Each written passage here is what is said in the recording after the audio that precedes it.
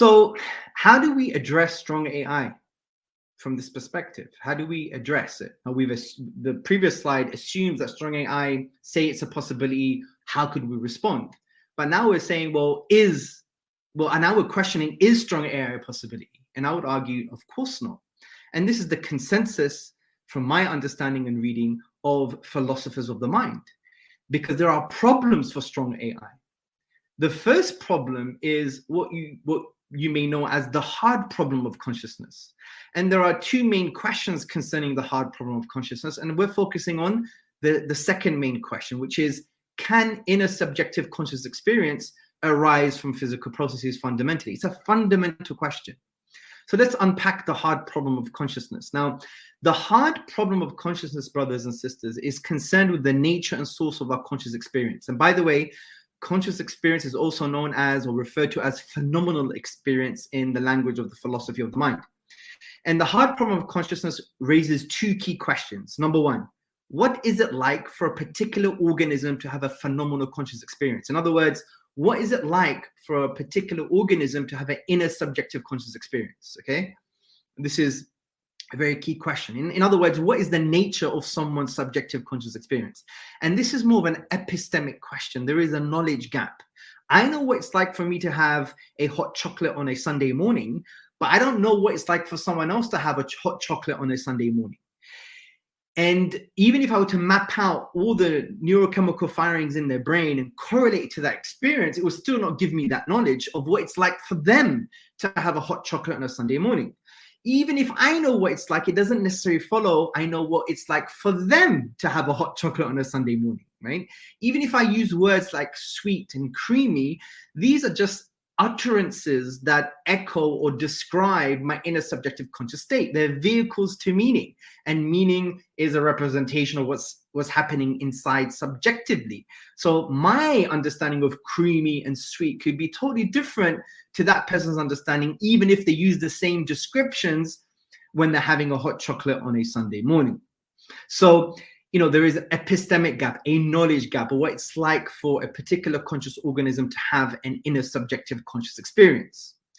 Now, the second question, which is really the question that we're focusing on concerning artificial intelligence, strong AI, is why and how do phenomenal experiences, in other words, why and how do inner subjective conscious experiences arise from physical processes? And you could raise another question, what is the ultimate source of these experiences? Now, why is this important for strong AI, for us to challenge strong AI?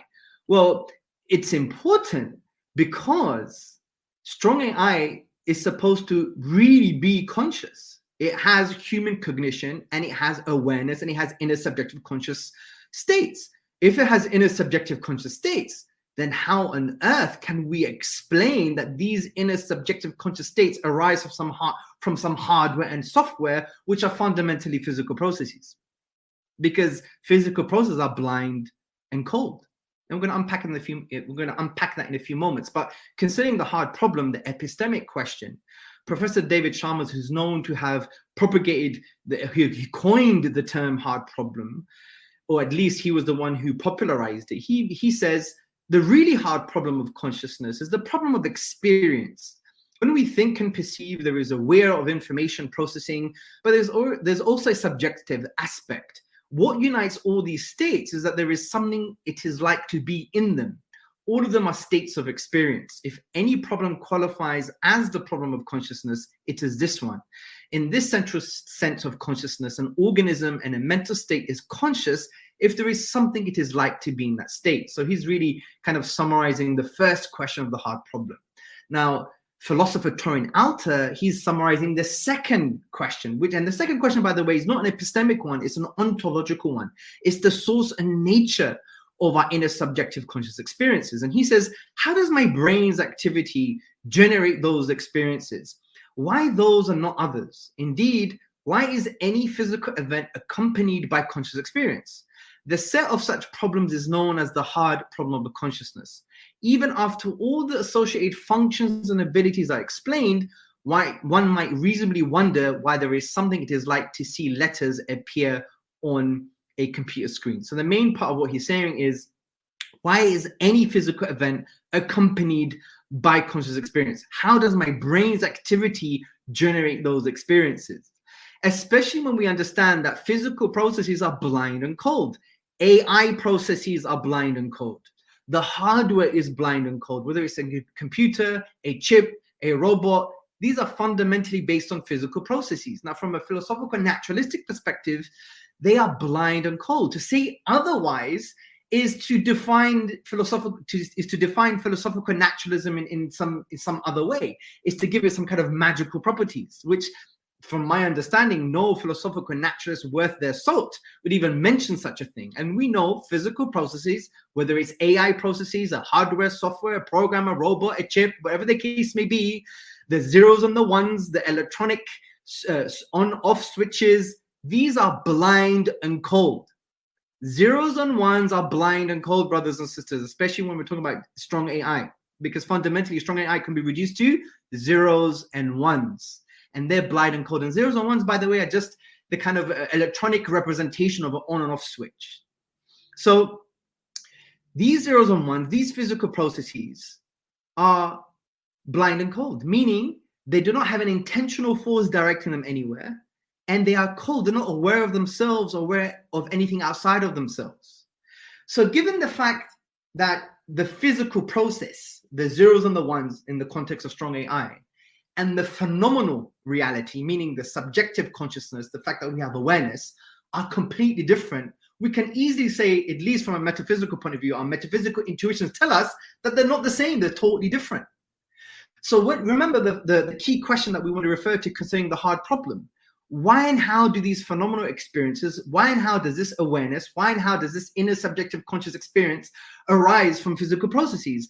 And from the context of strong AI, how does, if it were to be the case, how does strong AI, true consciousness with awareness and cognition, arise from blind zeros and ones, cold zeros and ones? There's nothing that intentionally directs them anywhere, and these zeros and ones are not aware of themselves or aware of anything outside of themselves.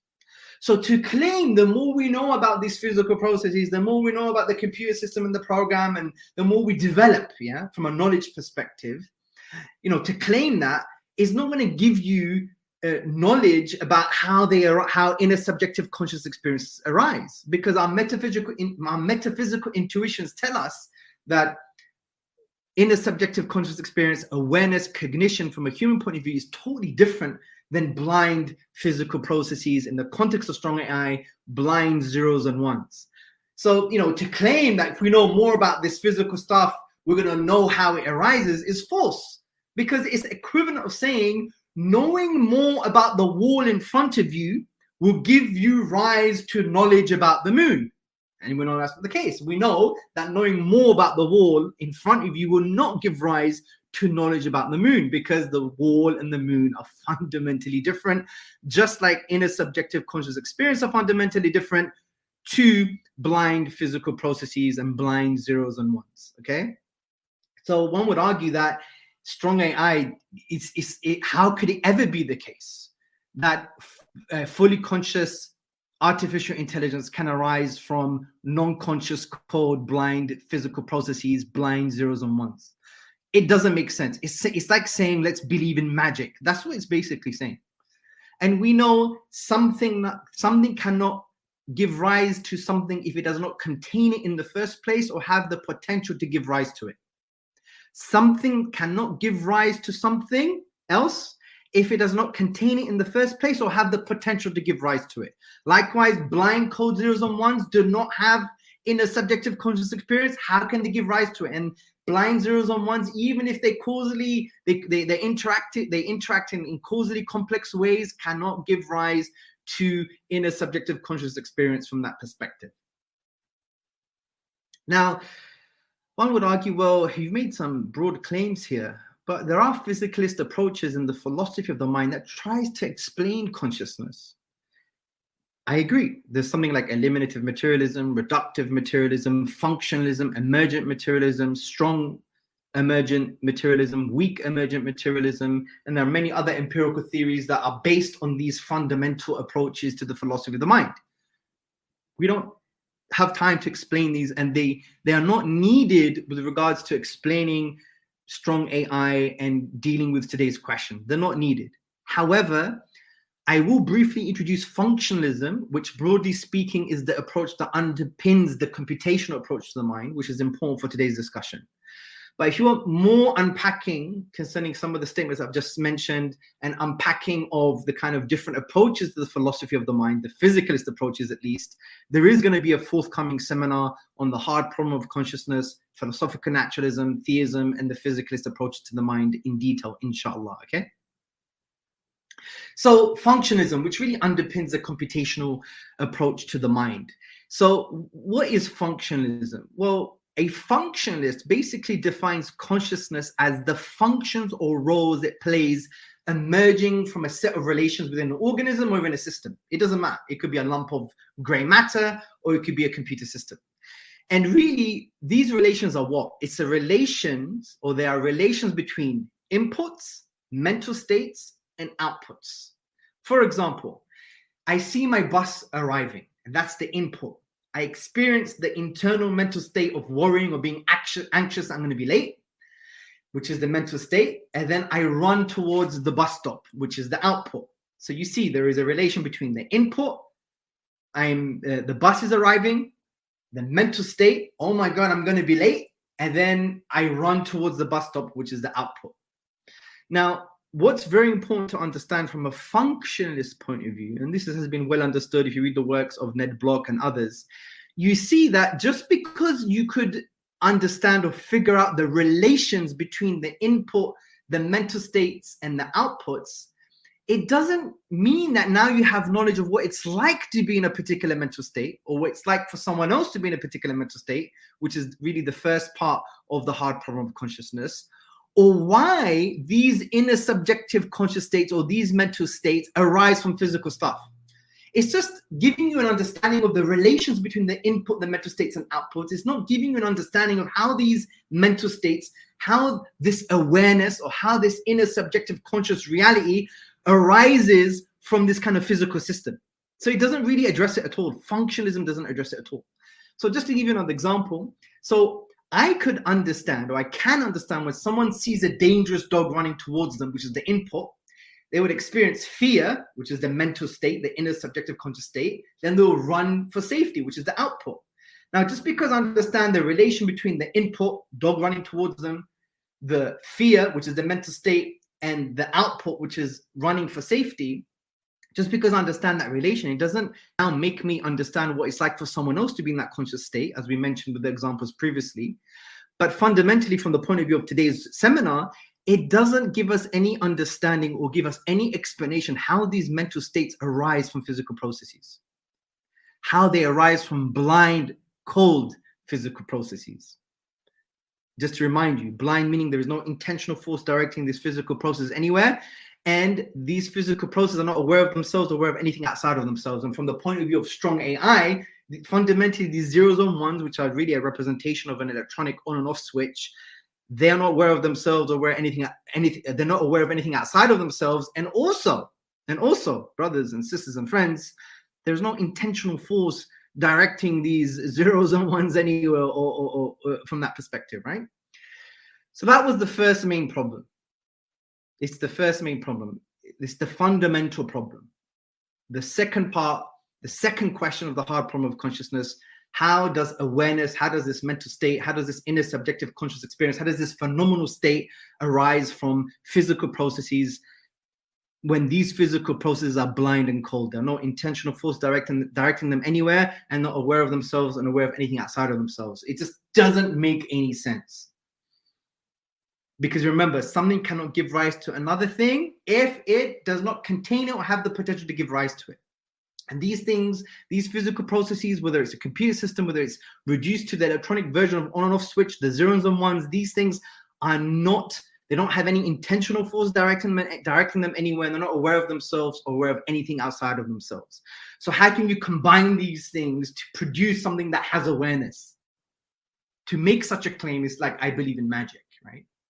So that's the first main problem. The second main problem, which is the key problem, is what you call the syntax semantic problem. It could be formulated in the following question: can artificial intelligence attach meaning to symbols? The first thing to understand is this. Artificial intelligence is really an extension of us. It's an extension of our own awareness. It's an extension of our own consciousness. It's an extension of our own cognition. Remember, artificial intelligence from this perspective is not an independent system with the ability to engage in real cognition. AI, artificial intelligence, was designed, developed, and made by human beings that can attach meaning to symbols. Human beings can attach meaning to symbols. We can do that. AI is just a protraction of our ability to engage in cognition, in real cognition. In this case, our ability to attach meaning to symbols. We can do that. Computer systems can't do that. They just simulate our real cognition. And William Hasker really just eloquently summarizes this point. He says, computers function as they do because they have been constructed by human beings endowed with rational insight. A computer, in other words, is merely an extension of the rationality of its designers and users. It is no more independent source of rational thought than a television set is an independent source of news and entertainment. All computers do is mirror our ability. They don't have the ability. All computers do is mirror our ability to attach meaning to symbols. They don't have the ability to attach meaning to symbols. It's just for them, it's just an arrangement of symbols. It is syntax. It is not semantics. Okay, let me break this down further for you. When we talk about syntax and semantics, we're talking about this concept in the philosophy of the mind called intentionality. Okay, so when we say AI cannot have any real cognition, they only simulate our cognition. What we're saying is they don't have intentionality because human beings are only really intelligent from that perspective. We have intentionality. So what's intentionality? Intentionality is that our reasoning, our cognition is about or of something, and that is associated with meaning. Okay? And conversely, computer programs are not characterized as having meanings. All they do is manipulate symbols. Remember the zeros and ones? They manipulate zeros and ones. That's all they do, really, fundamentally. The electronic on and off switch. That's all they do. It's just a sequence or many thousands and millions, if you like, of on and off switches, electronic on and off switches. That's all it is. It could be an on, off, on, off, whatever the case may be. It's just a complex arrangement of those. That's all it is. And those things do not have meaning. They're just syntax. It's just arrangement of symbols, okay? And they cannot attach meaning to those symbols.